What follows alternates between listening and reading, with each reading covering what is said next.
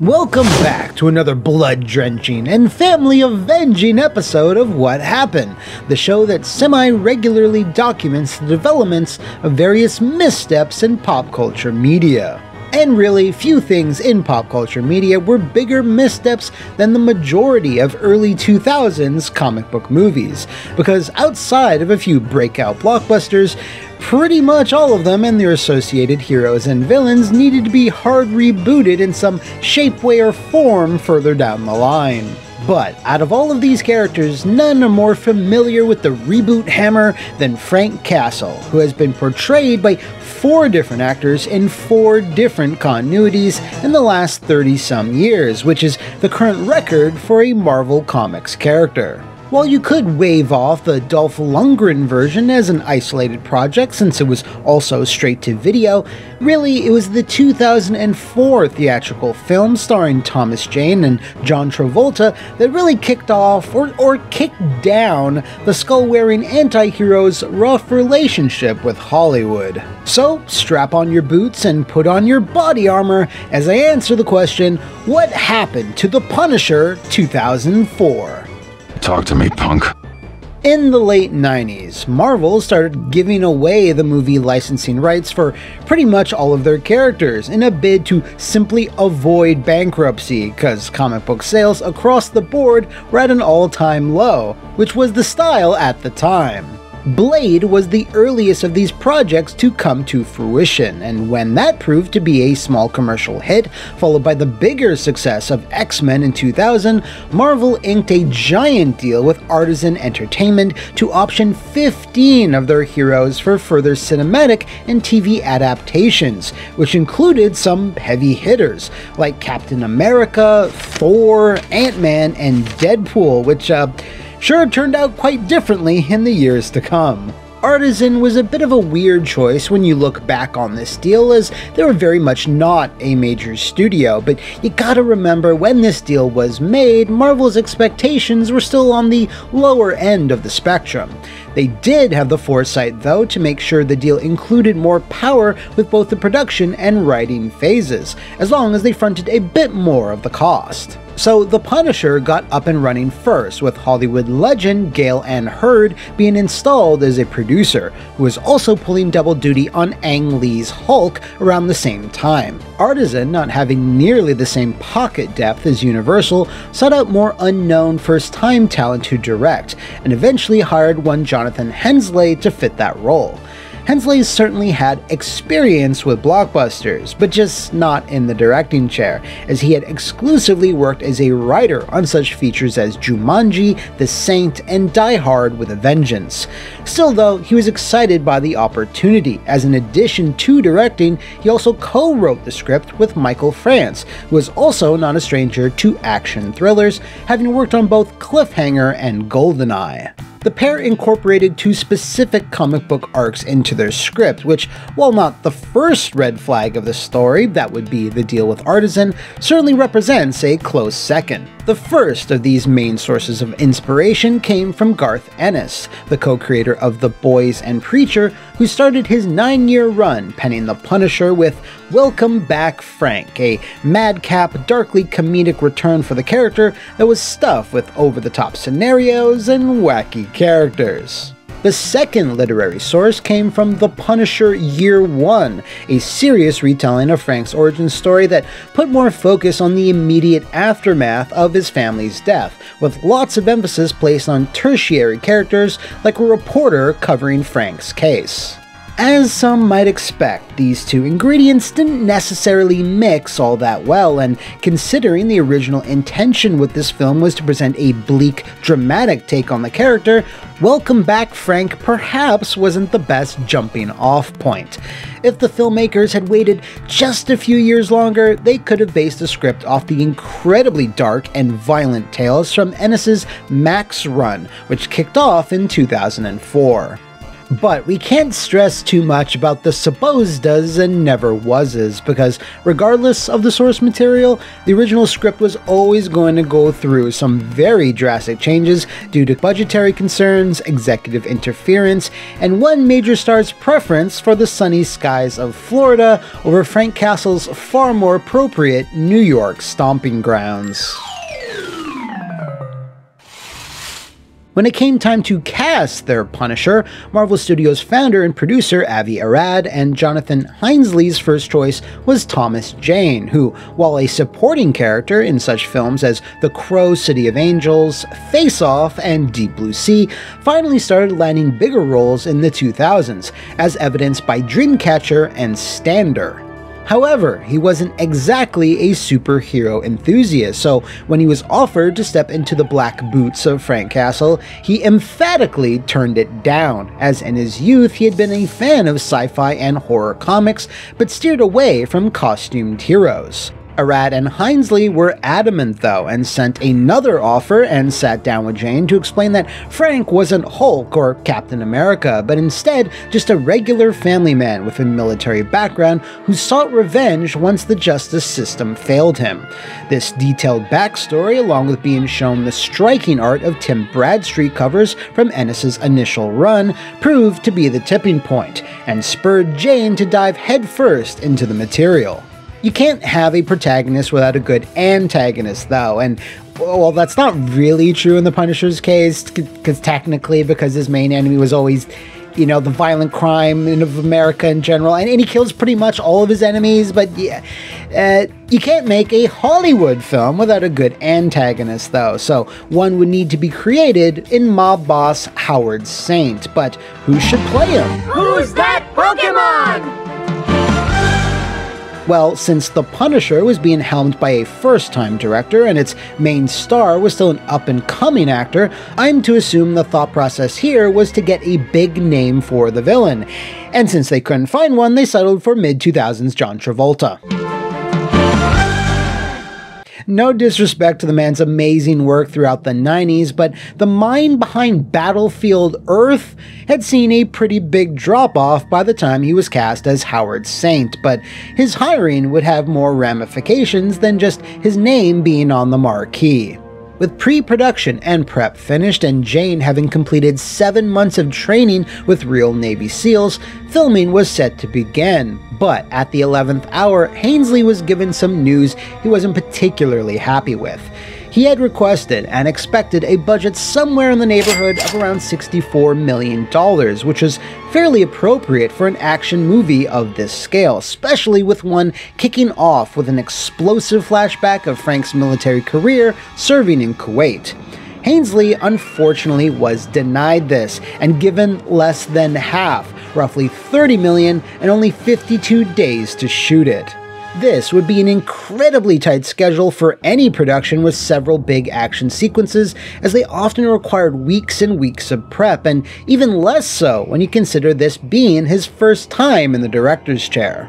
Artisan wouldn't budge though, and Heinsley was forced to rewrite and straight out cut several elements from the film, which, you guessed it, included the opening military flashback. Anyway, Artisan again, which is technically wrong, because at this point in the story, there were no longer Artisan Entertainment, but instead Lionsgate.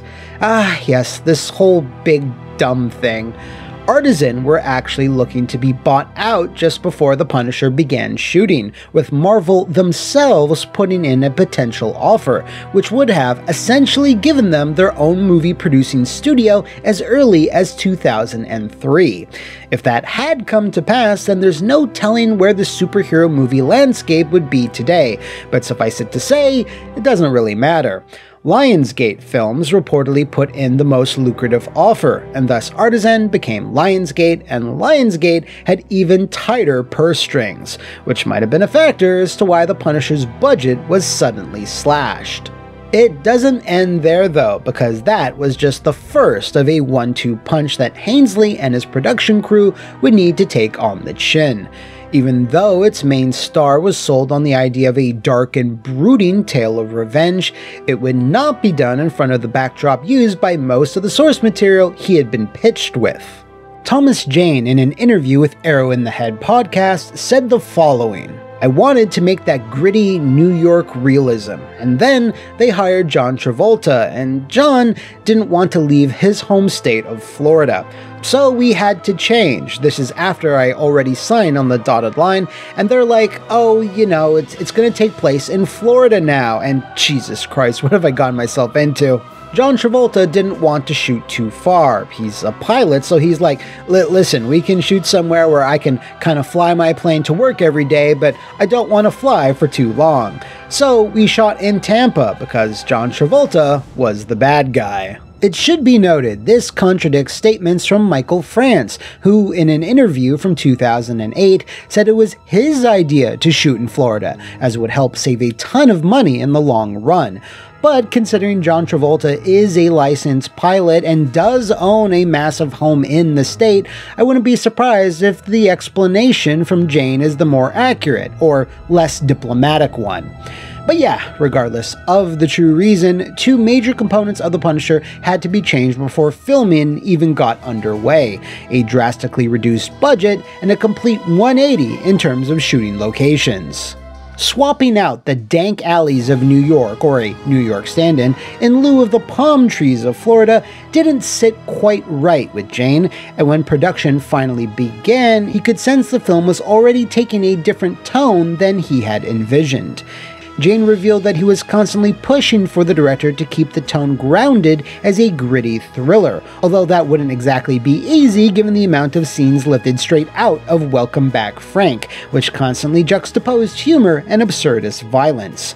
Jane's feelings were met with resistance from pretty much everyone else higher up the totem pole, from producers to executives who reasoned that dark and gritty comic book movies just wouldn't work, an opinion most likely formed in the wake of such hits as Spider-Man and X-Men.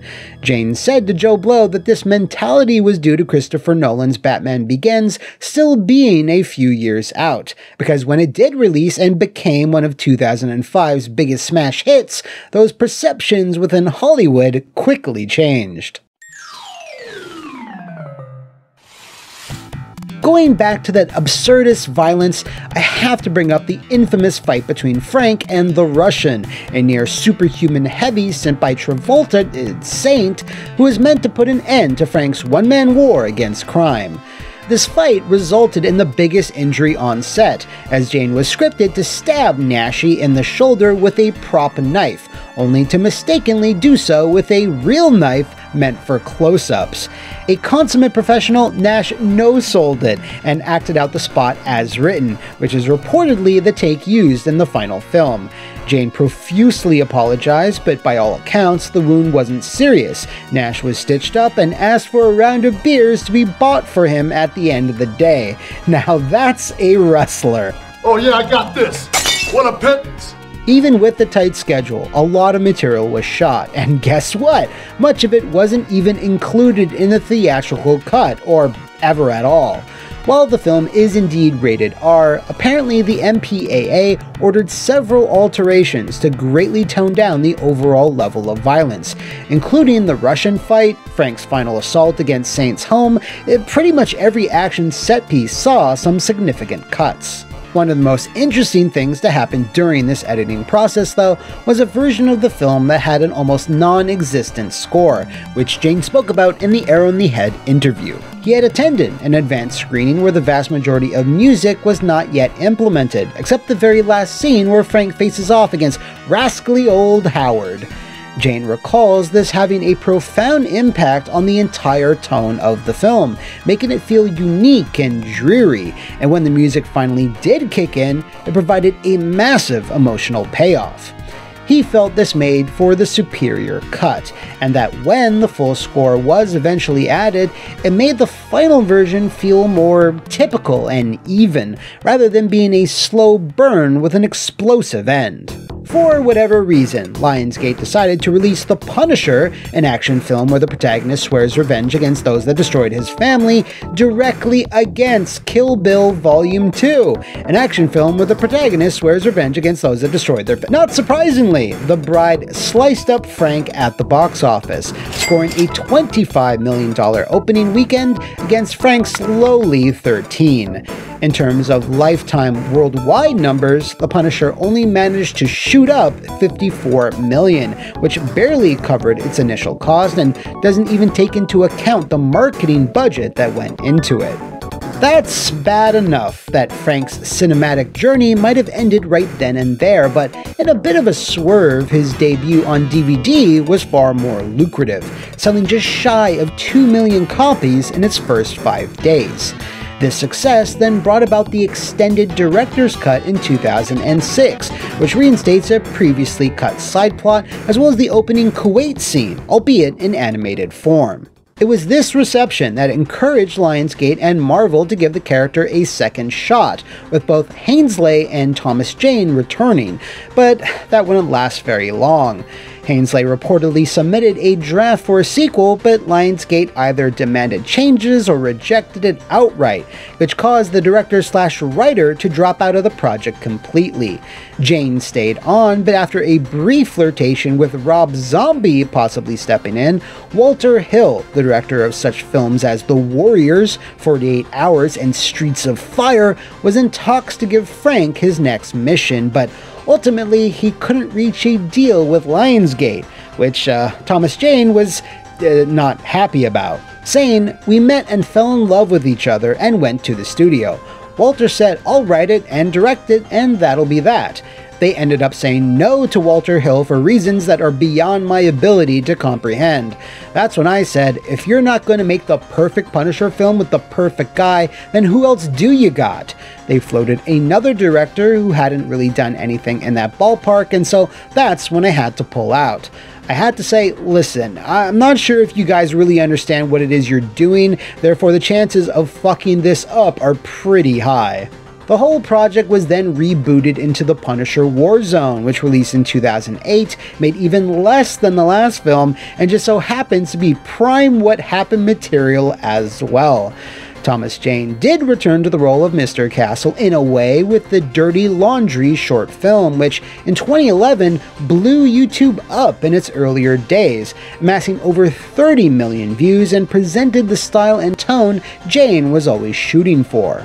This unfortunately didn't catch the eyes of the powers that be, but Jane is proud of what they shot in a single day regardless.